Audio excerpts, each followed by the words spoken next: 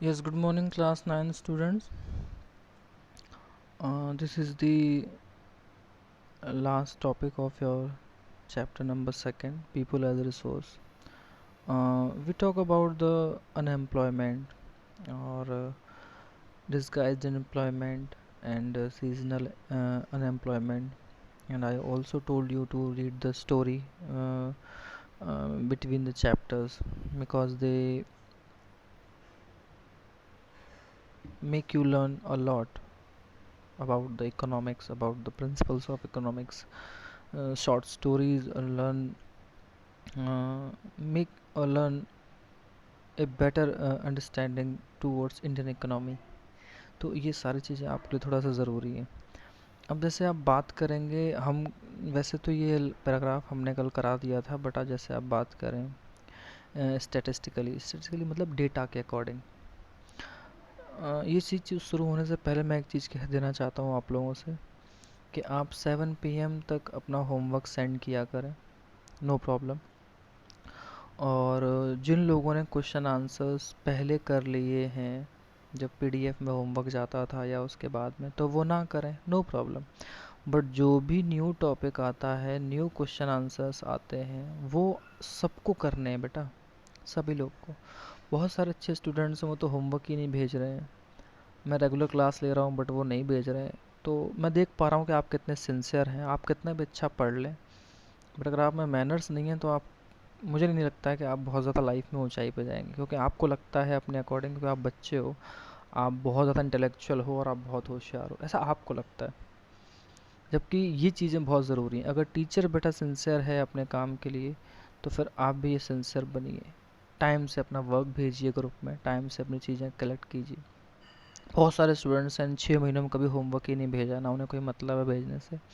मुझे कोई प्रॉब्लम नहीं है, वो अपना नुकसान बहुत बड़ा कर रहे हैं. वो मैं किसी तरह का एक्सक्यूज़ सुनूंगा भी नहीं. स्कूल चाहे जब भी ओपन हो, ओपन तो होने हैं. आप ये चीज़ ध्यान रख लें कि मैं किसी तरह के कोई भी एक्सक्यूज़ नहीं सुनने वाला हूँ. आप होमवर्क नहीं भेज रहे हैं, मैं एब्सेंट ही लगा रहा हूँ. आप भेजेंगे, उनकी प्रेजेंट है. इतना ज़्यादा वर्क भी नहीं देता मैं तो जो न्यू क्वेश्चन आंसर्स होते हैं वो सबको ही करने होते हैं. और कुछ पुराने पीडीएफ वाले क्वेश्चन आंसर्स अगर वो कर रखे हैं तो आप ना करें. बट जो न्यू स्टूडेंट्स हैं या ओल्ड स्टूडेंट्स में जिन्होंने अब तक ढंग से ज्वाइन भी नहीं किया था क्लास, इसीलिए मैं बिगिनिंग से सारे चैप्टर्स को दोबारा से फिर से करवा रहा हूँ. तो ये जो एडवांटेज है आप उसका फ़ायदा उठाएं, आप लॉस ना करें अपनी पढ़ाई का. आप प्लीज़ इन सब चीज़ों को थोड़ा समझिए अच्छे से. ओके. तो मैं कह रहा था आपसे कि जब स्टैटिस्टिकली बात करें डेटा वाइज, जो जो अनएम्प्लॉयमेंट रेट है वो बहुत कम है हमारे यहाँ. A large number of people presented with low income and productivity are counted as employed. अच्छा, हम लोग क्या करते हैं डेटा में कि जिन लोगों को प्रोडक्टिविटी कम है या उनकी लो इनकम है, उनको भी हम एम्प्लॉयड दिखा देते हैं, जबकि वो डिसगाइज्ड में ही आएंगे. कहीं बार ज़्यादा काम मिल जाना, फिर बिल्कुल ना मिलना. They appear to work throughout the year, but in terms of their potential income, पूरे throughout पूरा साल भर काम करते हैं, बट पोटेंशियल और इनकम के बेस्ड पे अगर बात करें तो वो दोनों ही चीज़ें उनकी मैच नहीं करती. It is not adequate for them, ये उनके लिए एकदम सही नहीं बैठता है कि जो उनका पोटेंशियल है उसके अकॉर्डिंग उनका इनकम भी हो. The work that they pursuing, जो काम वो कर रहे हैं या ढूंढने जाते हैं, सीम्स फोर्स्ड अपॉन देम, उन्हें ऐसा लगता है कि वो उनके ऊपर ज़ोर ज़बरदस्ती से किया जा रहा है. They may therefore want other work of their choice, इसीलिए वो कई बार अपना काम बदलते हैं अपने चॉइस के according. Poor people can not afford to sit idle, अब गरीब आदमी तो अकेला ऐसे खाली नहीं बैठ सकता. They tend to engage in any activity respective of its earning potential, वो किसी भी ऐसी एक्टिविटी में एंगेज होने के लिए प्रेरित रहते हैं, टेंड रहते हैं किसी भी तरह की एक्टिविटी में जो कि उनके अर्निंग पोटेंशियल को बढ़ाए. वो जिस तरह से मेहनत कर रहे हैं उनको मिले, वो इस तरह से अब चीज़ों में एंगेज होना चाहते हैं. Their earning keeps them on a bare subsistence level, और उनकी जो अर्निंग है वो उनको रखती है एक बड़े से ऊंचे लेवल पे, ताकि वो उसी लेवल पे बने रहें. आप ध्यान रख सकते हैं कि आप, यहाँ क्वेश्चन पूछा गया है क्या आप बता सकते हैं कि आपको ध्यान है कि did you pay when you asked him to mend your shoes और स्लीपर्स? जब वो आपके शूज़ और स्लीपर्स को सही करने के लिए आपसे पैसे मांगता है तो कितने पैसे मांगता है? Moreover, the employment structure is categorized by self-employment in the primary sector. बहुत ज़्यादातर चीज़ों पे ये भी देखा गया है कि अगर एम्प्लॉयमेंट स्ट्रक्चर की बात करें, अगर हम ये कहें कि ये चीज़ एम्प्लॉयड है, ये चीज़ एम्प्लॉयमेंट के अंतर आती है, तो उसकी एक खासियत ये भी है, करेक्टर ये है कि अगर सेल्फ एम्प्लॉयड हैं आप, तो उसको भी उसी चीज़ में जोड़ा गया है, जो कि सबसे ज़्यादा किस चीज़ में है? प्राइमरी सेक्टर में. The whole family contributes in the field even though not everybody is really needed. पूरी फैमिली उस काम का हिस्सादार बनती है, भले ही सब लोगों की उसमें ज़रूरत नहीं है. So there is disguised unemployment. यहाँ छुपी हुई बेरोज़गारी होती है. आपको याद है ना, 8 लोग लगे हुए हैं, 5 लोगों की ज़रूरत है और 3 लोग की जो पोटेंशियल है वो यूं ही जा रही है. वो ठीक वैसे ही disguised in the agriculture sector. तो एग्रीकल्चर सेक्टर में ये इस तरह की जो अनएम्प्लॉयमेंट है वो डिस्गाइज्ड अनएम्प्लॉयमेंट है. But the entire family shares what has been produced. पूरी एंटायर फैमिली फिर शेयर करती है उन्होंने जो भी उगाया होता है. कहने का मतलब मेहनत तो सारे लोग भी कर रहे होते हैं, बट कई बार कुछ लोग मेहनत करते हैं लेकिन उसका फल जो है या उसका रिजल्ट जो है वो सभी लोगों में शेयर होता है. This concept of sharing of work in the field and the produce raised to reduce the hardship of unemployment in the rural sector. अब ये जो कंसेप्ट है ना शेयरिंग ऑफ वर्क का खेतों में, और जो प्रोड्यूस बढ़ रहा है, तो वो किस चीज़ को घटा देता है? Hardship of unemployment in the rural sector. ग्रामीण क्षेत्रों की बात करें, गांव में बात करें, तो जो बहुत कठोरता है, बहुत कठिनाई है बेरोजगारी को लेके, उसको कम कर देता है. ठीक है. But this does not reduce the poverty of the family. लेकिन इस चीज़ से ना गरीबी जो फैमिली की होती है वो दूर नहीं होती है. Gradually surplus labour from every household tends to migrate from the village in search of job. अब होता क्या है, सरप्लस लेबर ज़रूरत है 5 लोगों की, घर में हैं 8 लोग, तो बाकी के 3 लोग जो होते हैं वो माइग्रेट करके बेटा सिटी में जाने की कोशिश करते हैं, क्योंकि उन्हें कहीं ना कहीं अपने मुताबिक काम करना है, पैसे कमाने हैं, अपनी मेहनत के अकॉर्डिंग पैसा कमाना है. Let us discuss about the employment scenario in the 3 sectors mentioned earlier. अब employment के बारे में बात करेंगे 3 sectors के में जो हमने पीछे से select किया था. Agriculture is the most labor absorbing sector of the economy. ये बात सच है कि सबसे ज़्यादा मेहनत किस सेक्टर में होती है? एग्रीकल्चर में. In recent years there has been a decline in the dependence of population on agriculture.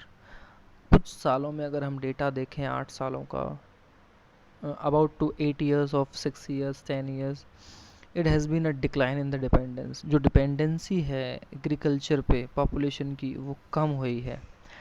Partly, ऐसा नहीं बहुत बड़े पैमाने पे, धीरे धीरे कम हुई है. Because of disguised unemployment discussed earlier. क्योंकि डिस्गाइज्ड अनएम्प्लॉयमेंट की वजह से वो वही है जो लोग शहरों में शिफ्ट हो जाते हैं, अपने मुताबिक अपने पोटेंशियल अकॉर्डिंग इनकम चाहते हैं, वो शिफ्ट हो जाते हैं. Some of the surplus labour in the agriculture has move to either. वही सरप्लस लेबर, सरप्लस मतलब जो ज़रूरत से ज़्यादा है, तो वो मूव्ड कर जाते हैं शहरों की तरफ और चले जाते हैं अपने काम की खोज में. The secondary sector, the territory sector, चाहे वो ट्रांसपोर्टर बने या फिर कहीं पे किसी वेटर की जॉब करें या कहीं रसोई की जॉब करें या फिर मैन्युफैक्चरिंग फैक्ट्री में जाके मजदूरी का काम करें, मिल में काम करें, कोल्ड स्टोरेज में वर्क करें, वो किसी भी सेक्टर में जाके वर्क करते हैं. In the secondary sector small scale manufacturing is the most labour absorbing. अब एग्रीकल्चर के बाद बात करें ना सेकेंडरी सेक्टर में, तो जो स्मॉल स्केल पे मैन्युफैक्चरिंग होती है, छोटी छोटी फैक्ट्रियाँ, मीडियम साइज़ फैक्ट्रीज़ है ना, जितनी भी इंडस्ट्रीज़ हैं, कॉटेज इंडस्ट्रीज़, उनमें वो मेहनत बहुत ज़्यादा लगती है, क्योंकि उनके पास ना तो इतनी वेल क्वालिफाइड मशीनें हैं, ना ही उतनी हाई फाई टेक्नोलॉजी है, तो वो वहाँ पे उनको जो है इस तरह से दिक्कत होती है, मेहनत ज़्यादा लगती है. In case of the territory sector, service sector, territory sector एक ही बात है. अगर उसकी बात करें, various new services are now appearing like biotechnology, information technology and so on. अब biotechnology, information technology, IT sector, computer का फील्ड, टेक्नोलॉजी का फील्ड, इंफॉर्मेशन के बारे में, चाहे टेली कम्युनिकेशन हो, मेल्स हो, हर तरह की चीज़ें, मोबाइल्स फ़ोन हो, लैपटॉप्स हों, इस तरह की चीज़ें, चाहे उसमें मैकेनिक की ज़रूरत हो, हार्डवेयर इंजीनियर की ज़रूरत हो, सॉफ्टवेयर हो, वो बहुत सारा सेक्टर है, मतलब खुला हुआ है बड़े पैमाने पे। बायोटेक्नोलॉजी की बात हो, दवाइयों की, दवाइयों को बनाने की, उनको बेचने की, उनको सेल करने की, तो एक बहुत बड़ा सेक्टर ग्रूम हुआ है उन सारे थर्ड सेक्टर में। एक स्टोरी है कि आप देख सकते हैं कि लोग कैसे अपना एक एसेट प्रॉपर्टी बना लेते हैं इकोनॉमी विलेज की। ज़रा देखें तो आप, ये कहानी है, विलेज है, सेवरल फैमिलीज़ वहाँ रहती हैं, हर एक फैमिली प्रोड्यूस करती है एनफ टू फीड इस मेंबर्स, अच्छा अनाज उगाती है अपने सारे फैमिली मेंबर्स के लिए। अब हर एक फैमिली जो है अपने नीड्स को अपने खुद के क्लोथ्स और टीचिंग जो है खुद के अपने चिल्ड्रंस के लिए पूरा कर लेती है। One of the family decide to send one of its son to an agriculture college. तो उनमें से एक ने सोचा कि हम जहाँ एग्रीकल्चर की पढ़ाई होती है उस कॉलेज में अपने बच्चों को भेजें। The boy got admission in the nearby college of agriculture. Agriculture वाले कॉलेज में उसको एडमिशन मिल गया। आफ्टर सम टाइम ही became qualified in agro engineering and came back to the village.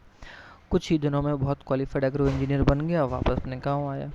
He proved to be so creative that he could design an improved type of flow which increased the yield of wheat. कुछ ही समय में उसने अपनी creativity से और अपने तौर तरीक़ों से खेती का जो टाइप है उसको या इंक्रीज़ करना हो वीट का, उन सारी चीज़ों को बढ़ावा दिया। तो न्यू जॉब एग्रो इंजीनियर की क्रिएटेड हुई उस विलेज में। और जो फैमिली थी विलेज में, वो अपने सरप्लस जो अधिक उसने पैदा किया है उसको नियर के पास के गांव में बेचने लगे। उन्होंने प्रॉफिट कमाया और इससे उन्होंने अपने आप में अपने सबको आपस में शेयर किया। अब इस सक्सेस से इंस्पायर्ड होके जो ऑल फैमिली हैं उन्होंने भी मीटिंग हेल्ड करना शुरू कर दिया। They all wanted to have a better future for their children too. उन्हें भी अपने बच्चों के लिए अच्छा भविष्य चाहिए था, तो वो भी उस चीज़ में जो है आगे आ गए। They requested the panchayat to open school in the village. Panchayat से उन्होंने रिक्वेस्ट की कि स्कूल खोला जाए ताकि एजुकेशन को बेटर बनाया जाए, प्राइमरली एजुकेशन को। They assured the panchayat that they would all send their children to school. उन्होंने पंचायत को भरोसा दिलाया कि आप स्कूल खोलेंगे तो अपने बच्चों को सबको भेजेंगे। The panchayat with the help of government open school. Government की हेल्प से एक स्कूल ओपन करवाया। एक टीचर रिक्रूट हुआ नियर बाय टाउन में। All the children of this village started going to school. बच्चे वहाँ घर स्कूल में जाने लगे। After some time one of the families give training to his daughter in tailoring. फिर उनमें से अपनी किसी फैमिली में लड़की को ट्रेनिंग देने लगे टेलरिंग में, कपड़े की सिलाई के लिए।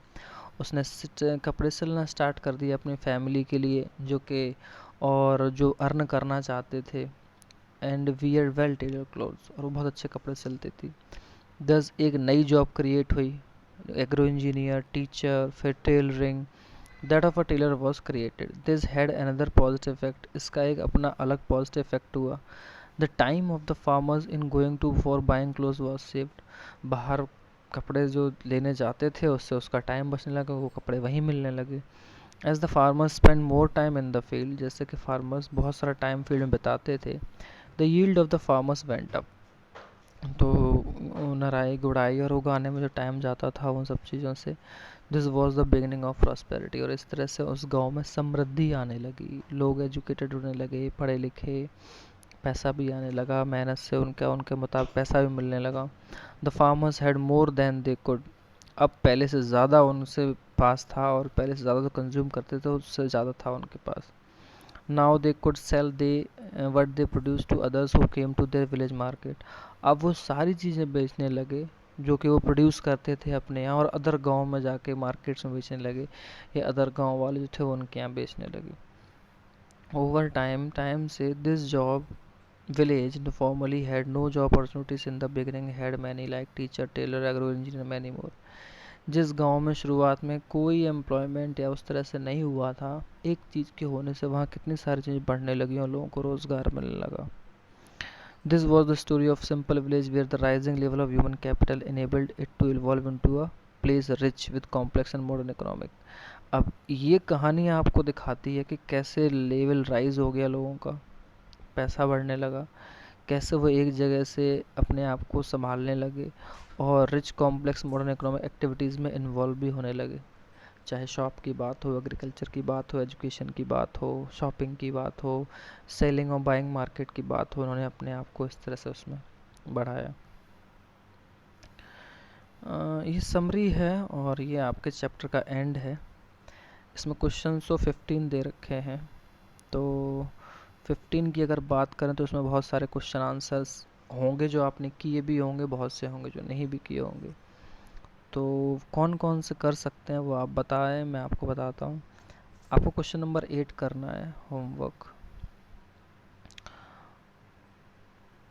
अनएम्प्लॉयमेंट तो आई थिंक हो ही गया है, ये भी हो गया है 10th।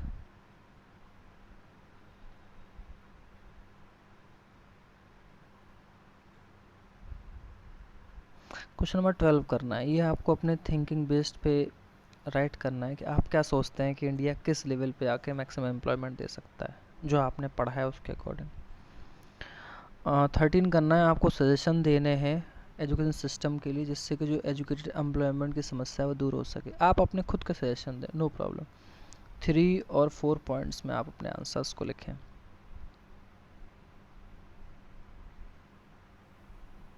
और क्वेश्चन नंबर 15 करना है, आपको बताना है कि कौन सा कैपिटल बेस्ट है और क्यों है। ये भी आपको 4 या 5 पॉइंट्स में समझाना है।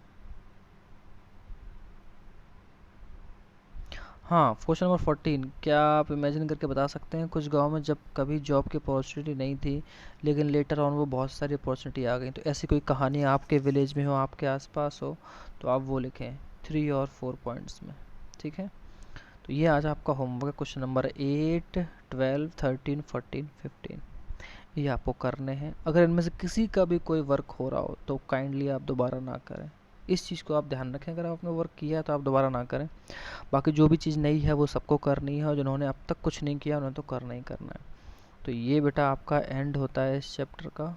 नेक्स्ट टाइम हम या तो सिविक्स स्टार्ट करेंगे या फिर ज्योग्राफी स्टार्ट करेंगे। तो थोड़ा ध्यान रखिए और 7 PM तक अपना होमवर्क आप सबमिट कर दिया करें। Okay class, thank you, have a nice day.